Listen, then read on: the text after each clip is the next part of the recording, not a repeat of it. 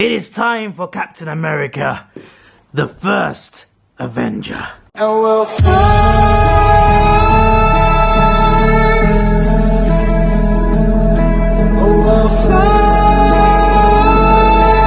away. Captain America, the first Avenger. It was a movie that, well, it was a good origin story. The start of the best trilogy in the MCU. There's only been 3, but yeah, it is the best trilogy by far at the moment, out of the 3 so far. Probably the best trilogy in Marvel, actually, like, ever. I mean, what comes close? Spider-Man. That's the only one that comes close, with Tobey Maguire. Although the third one was really bad. The first 2 were amazing, so I guess that is arguable. But I would say Captain America, the trilogy of Captain America, is the best Marvel trilogy ever. Do you like my mask, by the way? There's a sick mask. I think it's supposed to go here. I guess I'm too small. I guess my head's too small for this. I don't know. But it looks kind of silly, but it looks cool, right? I bought the mask years ago, and I got it. It was next door somewhere. But yeah, let's talk about the movie now. I saw this with my school friends. This movie, just like Thor, holds a, well, in terms of plot, it links very well to the Avengers, the first Avengers movie. Both Thor and Captain America, these 2 movies in a row, they contribute the most towards the plot of the Avengers. So that's pretty cool in that sense. But yeah, let's talk about the movie. But before that though, what I think of the movie, it was a good movie. It was a pretty good movie. I don't think it was amazing or great, but it was pretty good. It was pretty good. If I was going to rate it, 7 out of 10. 7 out of 10 I'd say is a fair rating for this movie. It was a good movie, a good, well-told origin story. The weakest movie in the trilogy, but still a good movie. A really well-told story. And yeah, I liked it. I liked it. And watching it for, I don't know, the 10th time, I tend to forget quite a lot. So yeah, let's talk about what happens in this movie. We start with the ice scene, the expedition scene, when they find Captain America's ship, they find the shield, they find him. They could have put that at the end. That scene doesn't need to be at the beginning. It really doesn't need to be. That should be right at the end. It would make sense, right? Chronological order. But yeah, that's just how it is. Let's go back to 1942. So you get your first introduction to the Red Skull and Hydra, and he sees the Tesseract, which is, well, it plays a key role in the Avengers, of course. It's one of the Infinity Stones.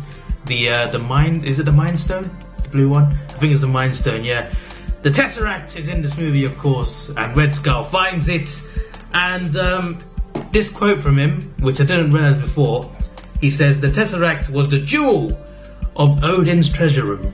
Now, Red Skull knows Odin, or at least, well, he knew Odin at this point.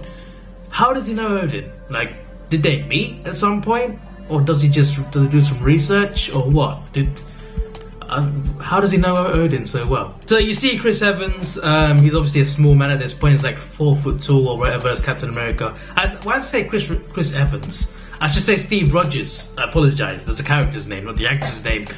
It's so weird to see Chris Evans' face on a small body. It just looks so weird now. It didn't before. When I first saw it, I don't know who the guy was, so I didn't really know much about it. But damn, it just looked so weird to have that head on that little body. It was just, I don't know. It just looked really weird. But yeah, he is a person who wants to go to Germany to fight the Nazis.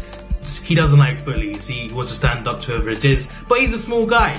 They won't let him in. He just doesn't possess what a man should have to go and fight in World War II. And then you see him have an argument at a cinema. He takes a fight outside. He keeps getting knocked down, keeps getting back up, and he's like, I can do this all day. That scene is iconic.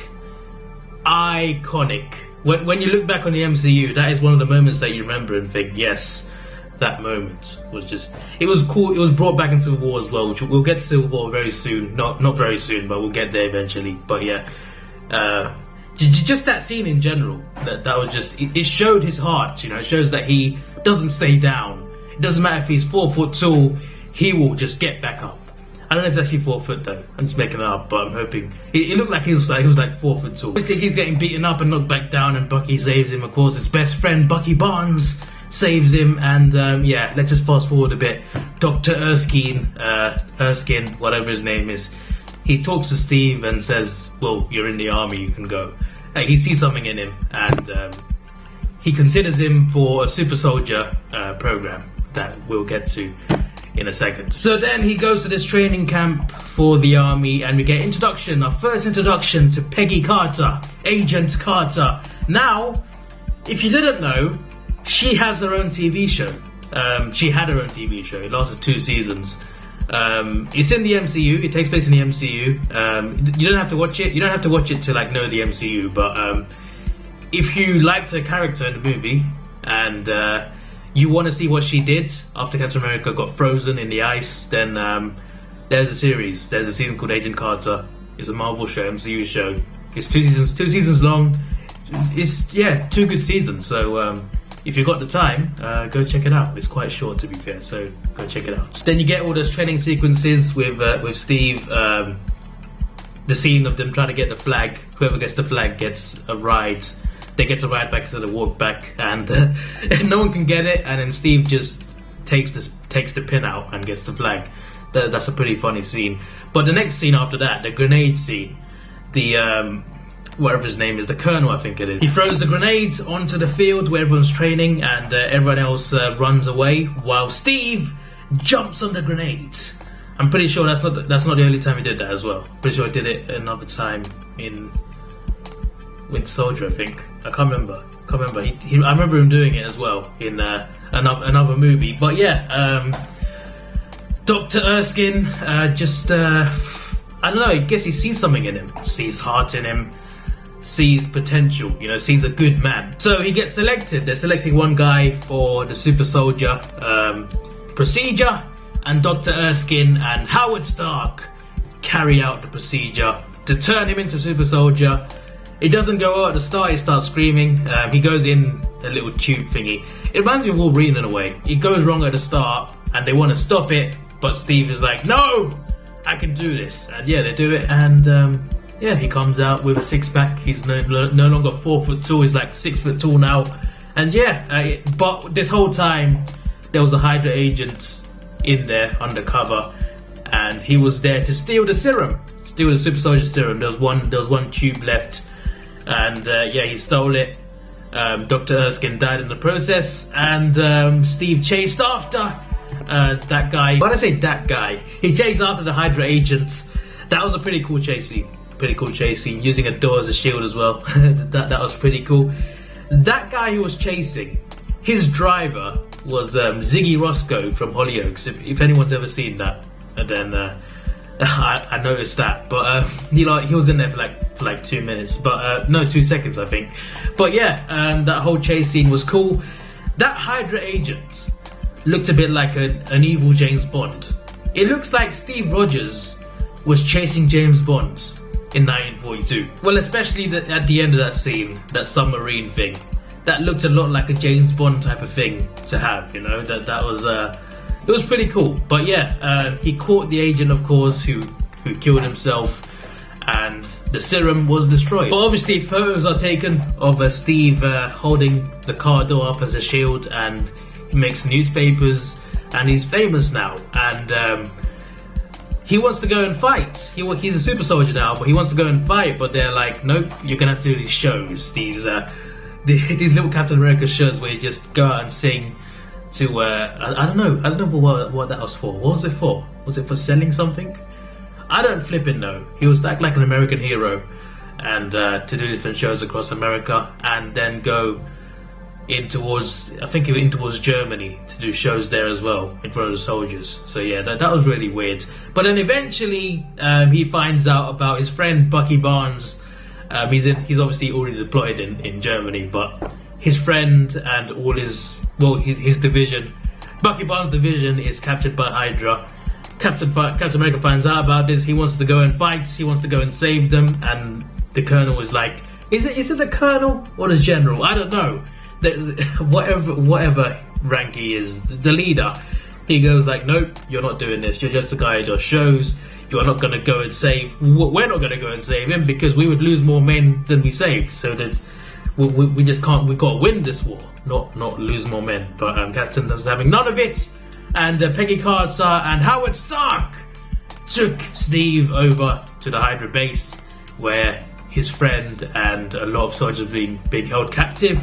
And that whole sequence of him saving everyone, saving the soldiers, saving Bucky, it was a really cool fight sequence. So really enjoyed that. You also get your first introduction to Red Skull. Well, before this, at the start of the movie, he wasn't Red Skull yet. I mean, he was, but you didn't see him as Red Skull. Eventually, when Captain America meets him, he takes his actual face off, and there's a Red Skull underneath. So that's a pretty cool reveal. I don't know a fight scene here, but yeah, the fight scenes in general at that base were just really cool to watch. Forgot to mention, when he's going to that base, he jumps out of a plane, and that's like an iconic Captain America thing now, because he jumps out planes quite a lot when you think about it. So yeah, there's that as well. That was very random, but I just thought I'd mention that. And then yeah, Steve brings back everyone who he saved back to the base. And well, to everyone's surprise really, no one thought he could bring him back, but there you go. He's a hero now, and he finally gets to fight, and he goes to see Howard Stark to get his new suit and tech. Well, not tech, but yeah, he gets his final suit. Obviously, for the first time, he gets to see his vibranium shields. A very cool introduction, I guess. It was silver at the time, but yeah, about 5 minutes later, you see his final suit and his final shield, and it looks really cool. And then get all those battle sequences for like 5 minutes or so. Those sequences are really cool. The war scenes, the battle scenes between the army and the US Army and the Hydra agents, they were just really cool to watch. Obviously Hydra are not actually the Nazis, they're a separate division, so that's rather confusing, because you usually think that they're the Nazis of the MCU, right? They're not really Nazis. They work with the Nazis, but they are a different organization, which is kind of confusing, but yeah, there you go. Let's fast forward now to the scene where Bucky Barnes supposedly dies. At this point, when I was watching it for the first time, I thought, okay, he's gone, he's dead. And I thought he was still dead for a few years actually, until the second Captain America movie, which, well, he comes back in that one. So yeah, obviously I knew nothing about Winter Soldier, so I knew nothing about who Bucky really was, who he'd become. So I thought he was dead for good, but obviously he came back later on. But yeah, that was an emotional scene. And then let's fast forward again to the final battle scene. He storms the base. That was a pretty cool, well, it was about 30 seconds long, but pretty cool fight scenes there.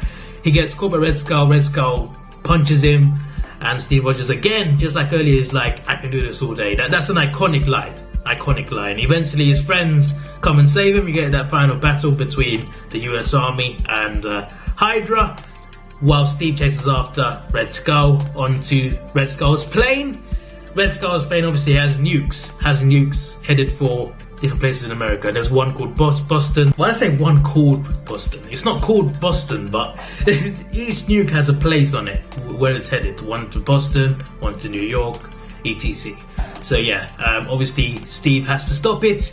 He gets on the plane, and yeah, the fight sequences on the plane before he meets Red Skull were pretty cool. Him versus the Hydra agents. Those were pretty cool fight scenes. And then you get to the scene with Red Skull. Not the greatest final battle, but yeah, it does what it does, I guess, and it ends with the Tesseract taking the Red Skull's life. I don't consider him the greatest villain. I don't think he's a great villain, but I guess he was quite scary. Had the element to him, but yeah, his death was rather sudden after all of that. But yeah, it was like he fought Captain America for like a minute and then got killed by Tesseract.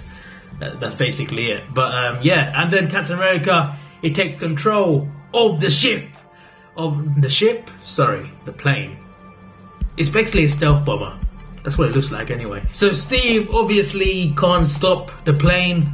He tells Agent Carter over the radio that he has to crash it into ice. Obviously that's his love interest. They kissed earlier, of course. She doesn't want him to die, but he has to do what he's got to do to save the world. And he flies straight into ice. And yeah, this is where they should have put that first scene in the movie, the ice scene when they find him 70 years later. That's where they should have like put this scene.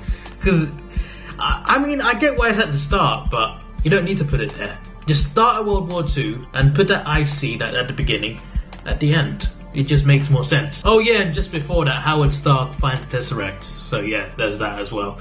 He looks for Steve Rogers but doesn't find him. And 70 years later, obviously, other people find him. Obviously, Nick Fury is putting together the Avengers. And if he even thinks there's a chance of finding Captain America, then obviously he's going to go and take that chance. And obviously they do find him. So then Steve wakes up in the modern day, 70 years later. He realizes where he is. Well, he doesn't realize, but he realizes there's something wrong.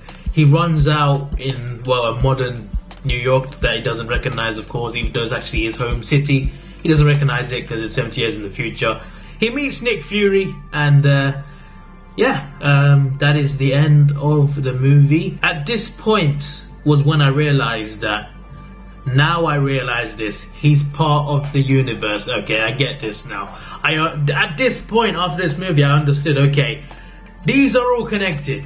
Okay, I understand it a lot more now, because before I was really confused. I was like, I wasn't confused, but I just didn't know it was going to lead to the Avengers movie. I didn't know it was all connected, but then I realized, okay, I see how it's all connected now. I see how it's all connected, but I should have noticed earlier, to be fair. I mean, all the clues were there. Nick Fury was in Iron Man 1, Iron Man 2, Coulson as well. Coulson was in Thor. Iron Man 2 after credits scene had the Thor hammer in it. I should have noticed it before, but I didn't. Also, should have mentioned in the Hulk movie, so I really should have known. But yeah, I didn't know. But at this point I knew, and yeah, the credits were cool, by the way. Visually, the start of the credits were like, they're really cool, really well put together. And then the after credits scene is, of course, a scene from the Avengers, Captain America punching a punching bag, obviously, because, well, that's what he'd be doing in a gym. And then Nick Fury comes in, and he mentions that, well, Captain America says, "Are you here with mission, sir? Here to get me back into the world?" Nick Fury says, "I'm here to save it." Obviously, he's referring to putting the Avengers together to save the world from a threat, which is Loki, who's actually working for Thanos at this point. But yeah, I think it's really cool how it links everything, though. How everything links together. How they spent 5 movies building up to the big moment of Avengers, and and Avengers came out, and it just banged. Everyone went to watch it. It was great. It was great, and I can't wait to watch it next. Well, it won't be the same day as this, but I will watch it at some point. All right, so that is the end of this episode. Sorry if I talked too fast there. I probably rushed that a bit too much, although this will probably be quite long anyway, so yeah, probably need to stop talking now, to be honest, more than anything. But yeah, just a lot of talking points in this movie. Obviously this and Thor linked the most towards the plot of the Avengers, so yeah, a lot of references in this movie. But yeah, this was your boy Davidoff. Please like, share, subscribe. Thanks for watching. Have a good day. Next episode is the Avengers. See ya.